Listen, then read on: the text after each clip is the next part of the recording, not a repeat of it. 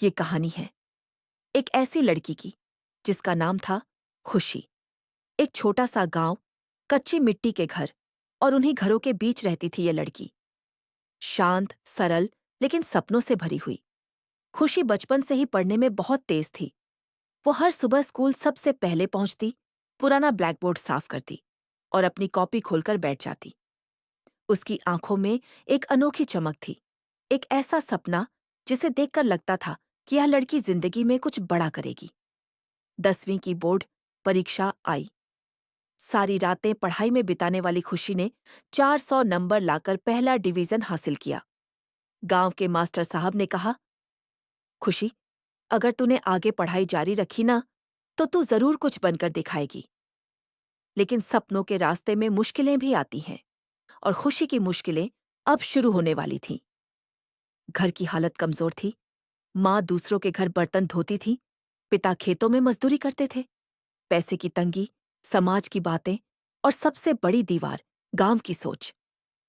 लोगों ने कहना शुरू कर दिया, लड़की बड़ी हो गई है, अब शादी कर दो। खुशी रो रो कर कहती, माँ, मैं पढ़ना चाहती हूँ। लेकिन समाज की आवाजें उसके सपनों से ज्यादा तेज थीं। इसी बीच राजू नाम के लड़के का रिश्ता आया। राजू खुशी को पसंद नहीं करता था, क्योंकि वो अपने मन से किसी अंजलि नाम की लड़की को चाहता था। लेकिन उसके परिवार को एक चीज बहुत पसंद आई, दहेज। और दहेज की लालच में खुशी की शादी तय कर दी गई। आंसू बहाते हुए, टूटे सपनों के साथ खुशी की शादी जबरदस्ती करा दी गई। शादी के बाद खुशी ने सोचा था कि शायद समय सब बदल देगा, लेकिन उसका सोचना गलत था। राजू का दिल कहीं और था, और वह खुशी को शुरू से ही नफरत की नजरों से देखता था। छोटी छोटी बातों पर उसे अपमानित करता, कभी गाली, कभी मार। और दहेज के ताने तो हर रोज की बात बन गए। खुशी की आंखों से हंसी गायब होती गई। वो अंदर ही अंदर टूटने लगी। कभी रात को रोते रोते सो जाती, कभी सोचती कि खुद को खत्म कर दे।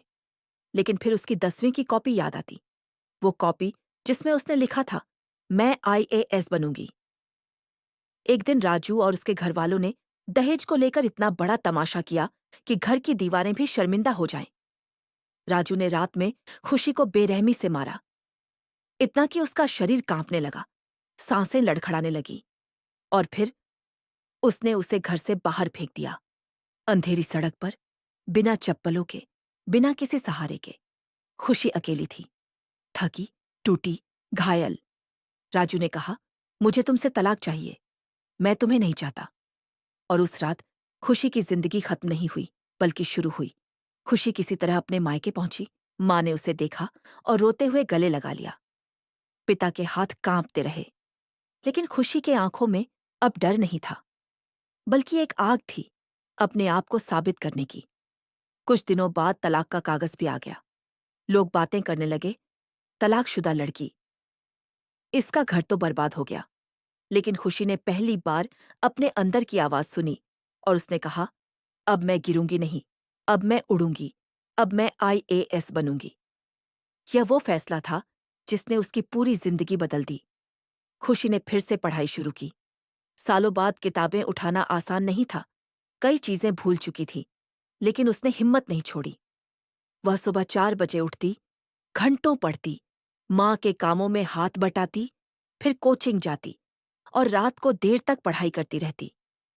कोई मोटिवेशन नहीं, कोई दोस्त नहीं, कोई सहारा नहीं, बस एक सपना, और उस सपने के पीछे भागती एक लड़की, खुशी।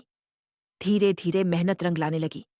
12वीं का रिजल्ट आया और खुशी ने पूरे जिले में टॉप कर दिया। जो लोग उसे बदनामी समझते थे, आज वही लोग कहते थे, इस लड़की में आग है। लेकिन यह तो सिर्फ शुरुआत थी। खुशी अब यूपीएससी की तैयारी के लिए शहर आई। एक छोटा सा किराए का कमरा, जहां एक टूटी मेज, पुरानी कुर्सी और एक बल्ब था जो हर रात टिमटिमाता रहता। वहीं बैठकर खुशी बड़े बड़े सपनों की तैयारी करती। सुबह अखबार, दिन भर क्लास, शाम को नोट्स, रात में टेस्ट, और बीच बीच में आंसू, यादें, दर्द।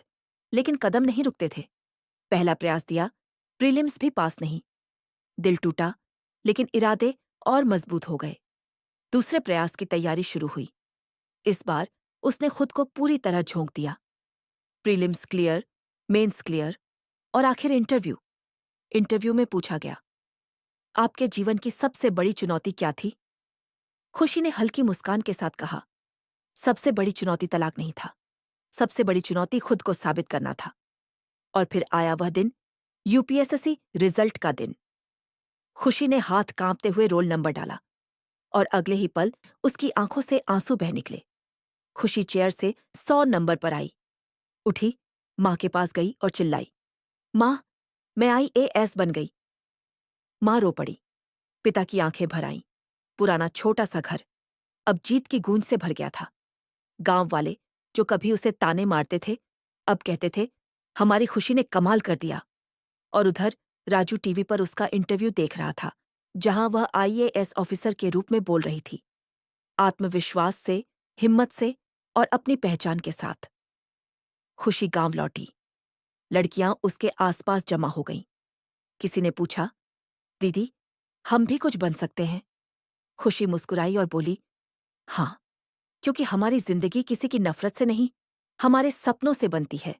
और इस तरह एक टूटी हुई लड़की एक बहादुर औरत बनी और फिर एक आईएएस अधिकारी। कहानी बस इतनी ही नहीं, कहानी ये है कि अगर आप टूटे नहीं, तो दुनिया आपको कोई नहीं तोड़ सकता। ये कहानी है खुशी की, जो टूटी नहीं, बल्कि आग बनकर फिर से उठी। अगर आपको ये कहानी पसंद आई हो, तो चैनल को लाइक, सब्सक्राइब और शेयर करें।